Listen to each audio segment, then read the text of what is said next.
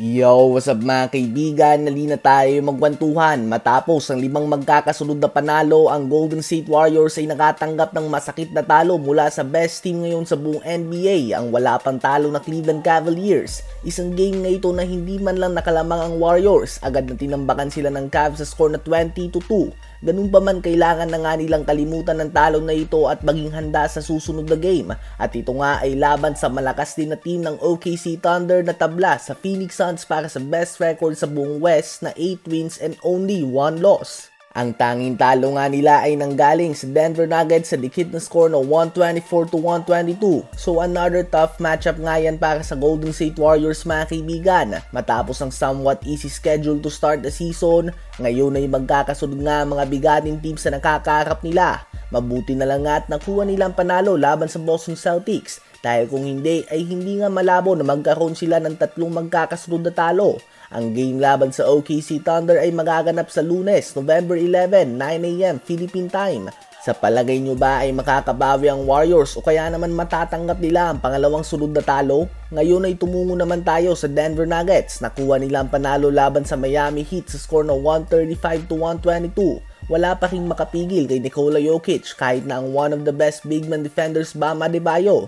Gumawa ang reigning MVP ng 30 points, 11 rebounds, and 14 assists on 11 of 13 shooting sa field. Simply unstoppable mga kaibigan.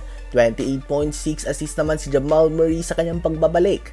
21.6 rebounds si Christian Brown. 21 points, 5 rebounds din si Michael Porter Jr. 16 points mula kay Peyton Watson at 6 points, 4 rebounds and 10 assists ang former MVP Russell Westbrook. Matapos nga na magsimula sa record na 0 wins and 2 losses sa season na ito, ang Nuggets ay may record na ngayon na 6 wins and 3 losses. Naipanalo nga nila ang 6 sa kanilang huling 7 laro, including ang 4 na magkakasunod na panalo ngayon. So magandang stretch nga ito para sa Nuggets at ginagawa din nila ito ng labas-pasok pa sa kanilang lineups Jamal Murray at Aaron Gordon dahil sa mga injuries.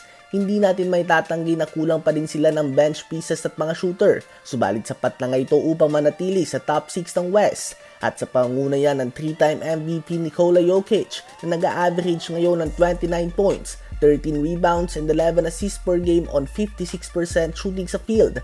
Ganun pa man ay mukhang ayaw na nga talaga ng NBA na ibigay kay Jokic ang MVP ngayong season dahil kahit ganito na nga ang stats na pinapakita niya, sa panibagong labas na MVP ladder ay dilagay lamang siya ng liga sa number 3 spot sa likod nila Jason Tatum ng Celtics at Anthony Davis ng Los Angeles Lakers.